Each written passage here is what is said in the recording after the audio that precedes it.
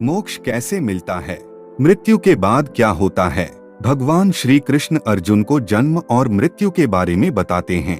फिर अर्जुन पूछता है कि हे मधुसूदन, क्या कोई ऐसा स्थान नहीं जहाँ से लौटकर आना न पड़े और जन्म मरण का ये चक्कर समाप्त हो जाए? कृष्ण बताते हैं, ऐसा स्थान केवल परम धाम है, अर्थात मेरा धाम, जहाँ पहुँचने के बाद किसी को लौटकर नहीं आना पड़ता।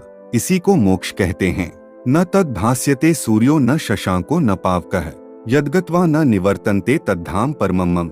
इसका अर्थ यह है, अर्जुन, उस परम पद को न सूर्य न चंद्र और न अग्नि ही प्रकाशित कर सकती है, और जिसको प्राप्त होकर जीव लौटकर संसार में नहीं आते, वही मेरा परम धाम है।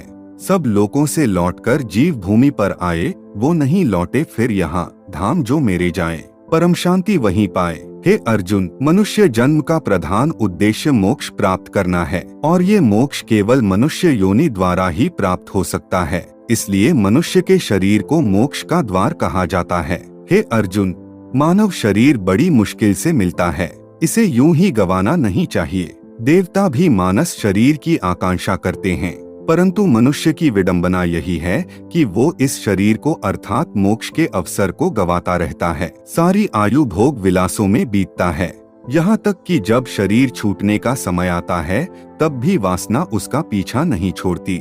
हे अर्जुन, मृत्यु के समय जो वासना मनुष्य के शरीर में दृढ़ रहती है, उसी वासना के अंतर्गत मनुष्य का दूसरा जन्म होता है।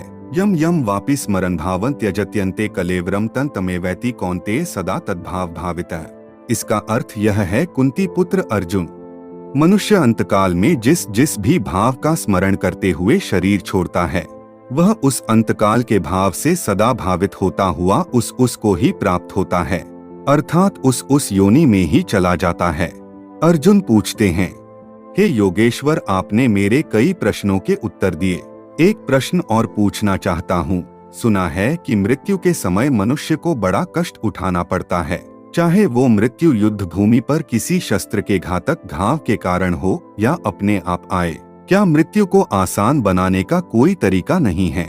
कृष्ण कहते हैं, हे अर्जुन, प्रश्न मृत्यु को आसान बनाने का नहीं है, बल्कि जीवन मृत्यु के चक्कर से निकलकर मोक्ष प्राप्त करने का है।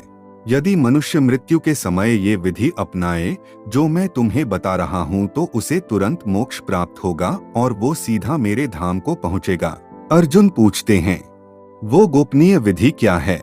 माधव कृष्ण बताते हैं, प्राण त्यागते समय अपनी सभी इंद्रियों के द्वार को रोककर तथा मन को हृदय में स्थिर करके और प्राण को मस्तिष्क में स्थापित करके परमात्मा का स्मरण करते हुए ओम मंत्र का उच्चारण करें, तो वो मनुष्य जीवन भर कितना भी पापी क्यों ना रहा हो, उसे मोक्ष अवश्य प्राप्त हो जाएगा। अर्जुन कहते हैं, क्या ये आसान विधि हर कोई कर पाएगा? श्री कृष्ण अर्जुन को बताते हैं, मृत्यु के समय जैसे ही यमराज के दूत व्यक्ति के पास आते हैं और उसके प्राण निकालते हैं, तो उस दौरान व्यक्ति को 100 बिच्छुओं के डंक मारने जितना दर्द होता है। साथ ही व्यक्ति का मुंह अंदर से सूखने लगता है और उसकी लार आने लगती है, जिससे व्यक्ति कुछ नहीं बोल पाता है और व्यक्ति के प्राण निकल जाते हैं। अगर आपको हमारी ये छोटी सी जानकारी पसंद आया हो तो हमारे चैनल को सब्सक्राइब जरूर करें।